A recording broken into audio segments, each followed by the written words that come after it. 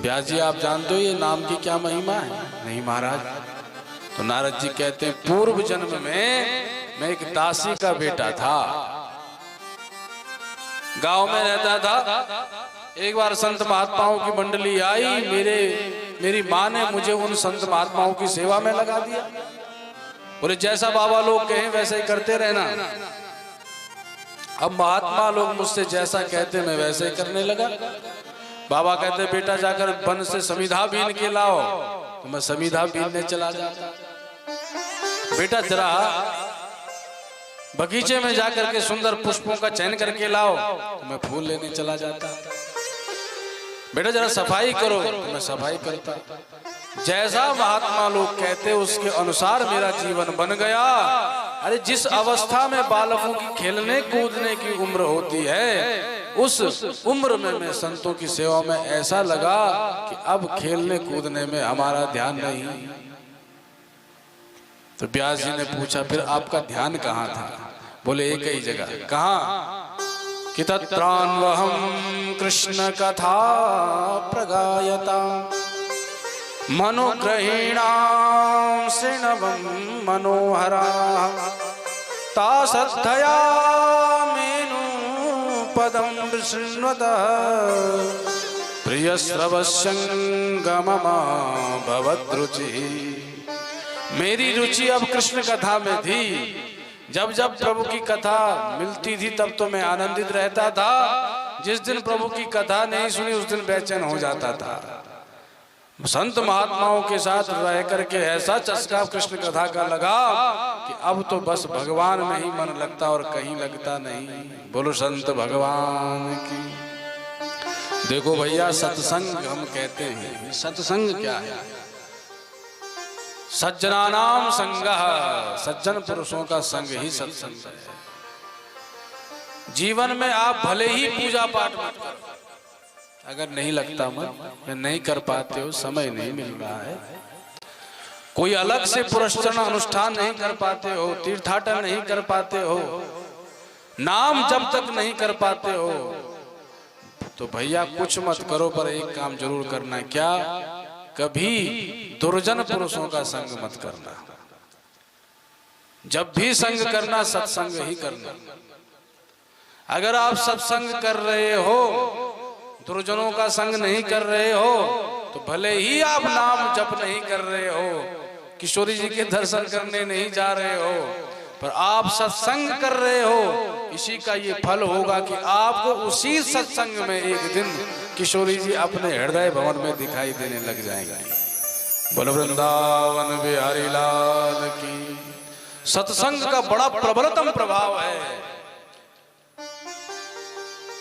इस सत्संग से तो बड़े बड़े सठ सुधर गए। सठ सुधर ही सत्संगति पाई, पारस परस कुधात सुहाई। सत्संग का ऐसा प्रभाव है, जैसे एक महात्मा जी थे, नदी किनारे रहते थे। महात्मा जी के पास कोई ऐश्वर्य वैभव नहीं था, पर एक पारसमणि।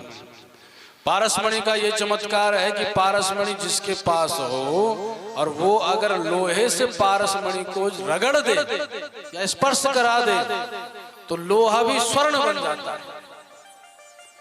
अब बाबा के पास कुछ था नहीं, पर पारसमणि थी। अब बाबा का क्या काम पारसमणि से? बड़े विरक्त महात्मा। पर एक व्यक्ति ने देखा कि बाबा के पास तो पारसमणि है, तो महाराज पहुंच गए। खूब सेवा शुश्रूषा करी, पर ध्यान तो पारसमणि में अटका है कि जिस दिन बाबा आश्रम में नहीं होंगे उसी दिन हाथ साफ करूंगा। अब बाबा को तो नहीं बता सकते, हम तो पारसमणि के लिए सेवा कर रहे हैं। अरे महाराज जी हमारा हो भाग्य है जो आपकी सेवा कर रहे हैं। अब बाबा तो अपनी मस्ती में। एक दिन बाबा निकल गए आश्रम से, बेटा हम अभी आते हैं जरा स्नान करके। अब बाबा चले गए, घंटों तक नहाते रहे, और इधर उस व्यक्ति ने सारे आश्रम को खंगालना प्रारंभ कर दिया। बाबा की अलमारी खोल दी, फोड़ दी, सब कुछ कर दिया, ताला तोड़ दिया, पर महाराज कहीं पारसमणि नहीं मिली। घंटे तक ढूंढता रहा, अंत में कुछ घंटों के बाद जब बाबा जी आए, अरे भैया ये सामान कैसे बिखरा पड़ा है? तो बोला बाबा एक बात पूछूं? बोले हाँ हाँ पूछ बेटा।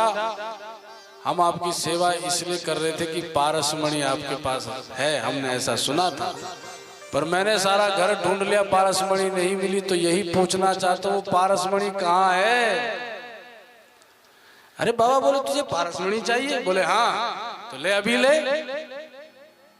तो वो चौंक गया कि न जाने कहां से निकाल लेंगे।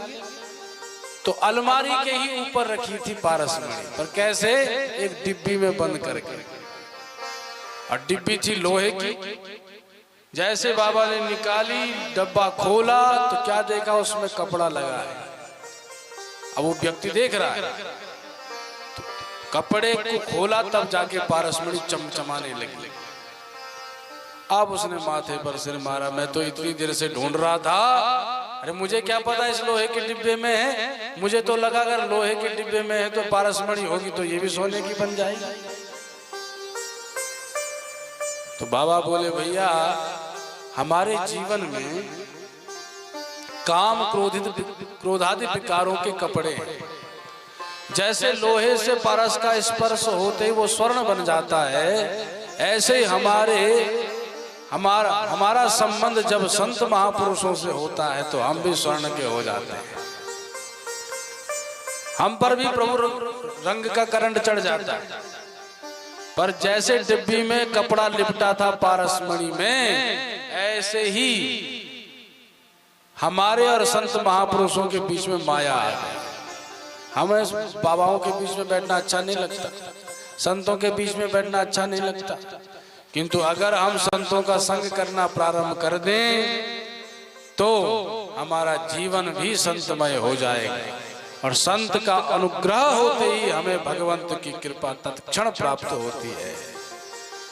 सतां प्रसन्नान् मम वीर्य संविदो भवन्ति हृतकर्ण रसायना कथा तज्जोषणादास्वपवर्ग वर्तमनि श्रद्धा रतिर्भक्तिरनुक्रमिष्यति। संतों का संग करने से रति मति भक्ति गति सब प्राप्त हो जाते हैं। इसलिए संग करो। जीवन में कुछ बने ना बने पर कभी दुर्जनों का संग नहीं और संतों का संग छोड़ना नहीं। बोलो वृंदावन बिहारी लाल की। तो बाल्यावस्था से ही व्यास जी महाराज संतों के चरणों में ऐसी प्रीति बढ़ गई कि प्रभु के चरित्रों के अतिरिक्त कहीं अब मन लगता नहीं। चातुर्मास्य का व्रत करने पधारे थे महात्मा, जब जाने लगे तो मैंने चरण पकड़ लिए, महाराज हम भी आपके साथ जाएंगे। बाबा बोले बेटा अगर तू मेरे साथ चला गया तेरी मैया बरसों तक गाली देगी, वो बाबा के चक्कर में क्या फंसाया, वो हमारे बेटे को बाबा बना के ले गए। इसलिए फिर कभी कोई मैया अपने बालकों को संतों की सेवा में नहीं लगाएगी। इसलिए बेटा तुझे तो घर में ही रहना है। मैं रोने लगा तो संतों ने मुझे एक दिव्य मंत्र दिया, ओम नमो भगवते वासुदेवाय। ये द्वादशाक्षर मंत्र का जप कर बेटा, तुझे अवश्य भगवान प्राप्त होंगे। ये कहकर के संत चले गए। अब मैं दिन भर नाम जप करने लगा। एक दिन की बात, मैया गैया दोहने चली गई, रास्ते में पड़ा था सांप, पैर पड़ गया, सांप ने डस लिया, मैया की मृत्यु हो गई। अब मैया चली गई तो मैं प्रसन्न भी हो रहा हूँ, दुखी भी हो रहा हूँ।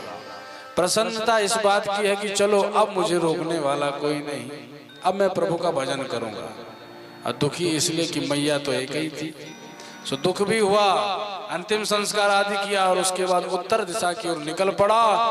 अनेकानेक जंगलों का उल्लंघन करके एक बीहड़ जंगल में प्रवेश किया, जहां सिंह व्याघ्रादि के भयंकर शब्द सुनाई पड़ रहे थे।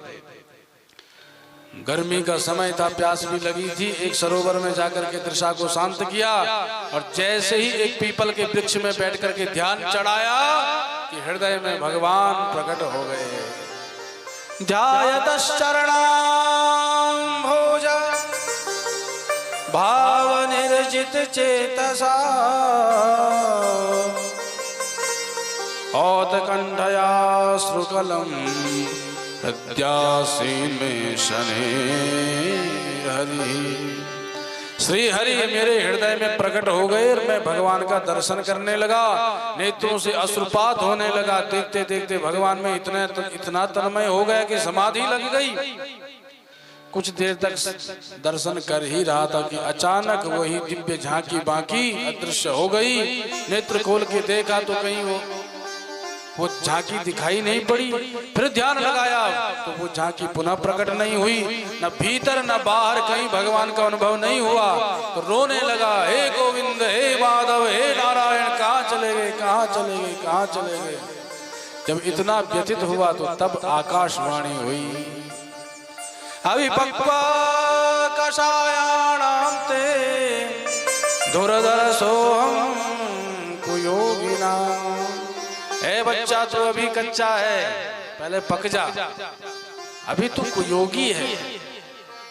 बड़े बड़े योगी समाधि अवस्था में जाकर के मुझे प्राप्त करते हैं, अभी तुझ में कुछ वासनाएं शेष हैं। जब ये भी समाप्त हो जाएंगी तब तू मुझे प्राप्त करेगा। बोले तब तक क्या करूं? बोले तब तक मेरा स्मरण करता रहे। बोल लक्ष्मी नारायण भगवान की।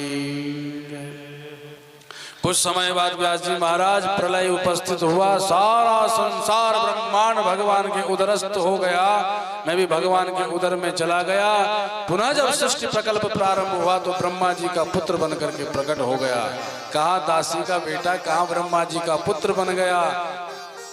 प्रभाव प्रभु के नाम का था, प्रभु के उस द्वादशाक्षर मंत्र का था। बोलो भक्त वत्सल भगवान की।